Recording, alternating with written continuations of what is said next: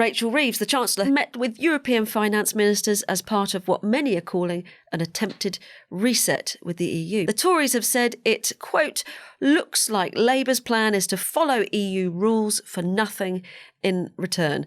I'm baffled by this one, gentlemen, because Labour have repeatedly ruled out rejoining the customs union and the single market. Can you explain to me just how it is possible to reset the UK's relationship with the EU while sticking to that pledge?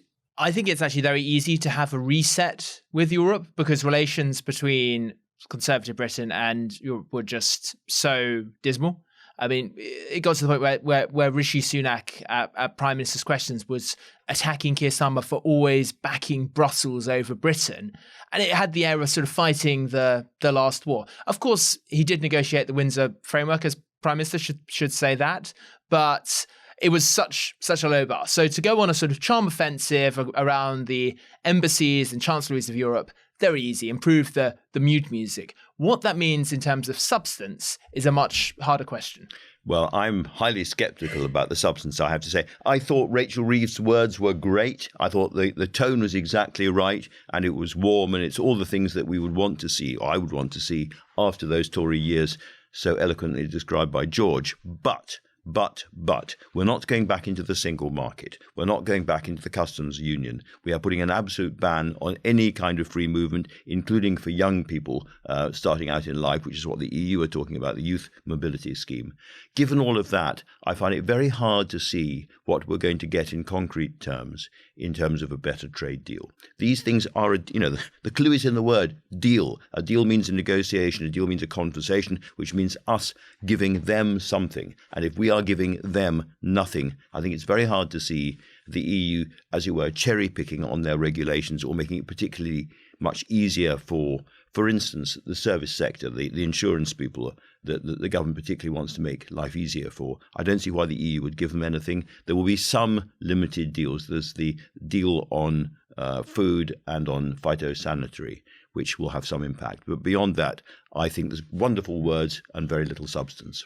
The big thing they want is a so-called defence and security pact, which would go beyond what you might see as a narrow understanding of defence and also encompass raw materials, climate change. And that would be seen as the UK and Europe joining together on security, partly to reflect a period of greater US isolationism, which will be accelerated by Trump. And perhaps we could discuss, I think, what Trump means for any kind of reset with Europe. I was going to say, to what extent is this being fueled by Trump's election? Bit of both, really.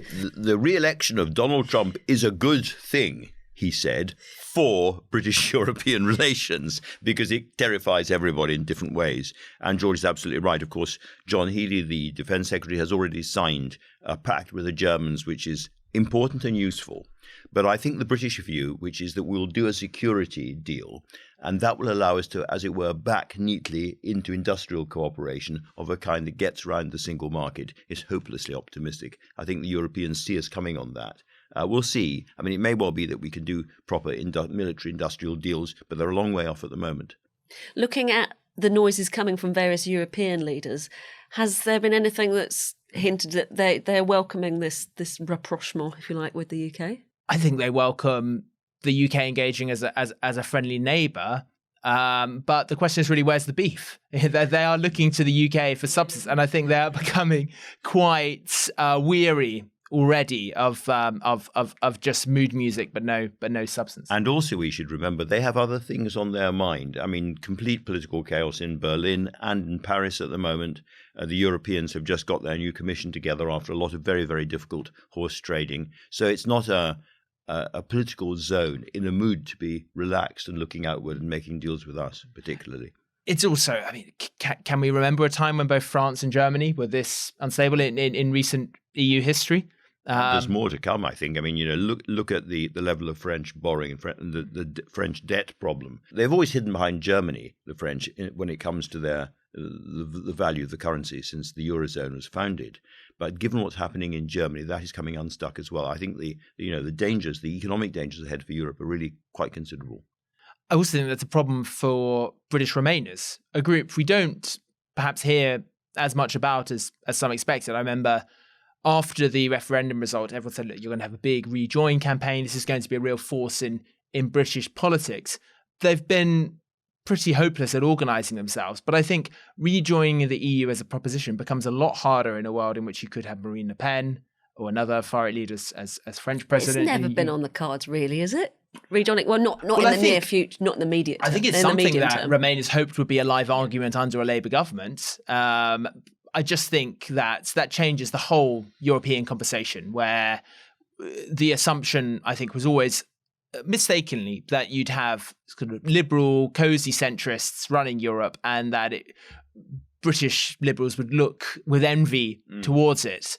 Actually, it's going to be quite the opposite, where Keir Starmer will look increasingly isolated as one of the few progressive leaders. Absolutely right. It was going to be the sort of civilized, well brought up club in the world. We weren't like the wretched Americans. We were going to be very, very civilized, very politically moderate. It's going to be the social democratic bloc. Well, ha, ha, ha.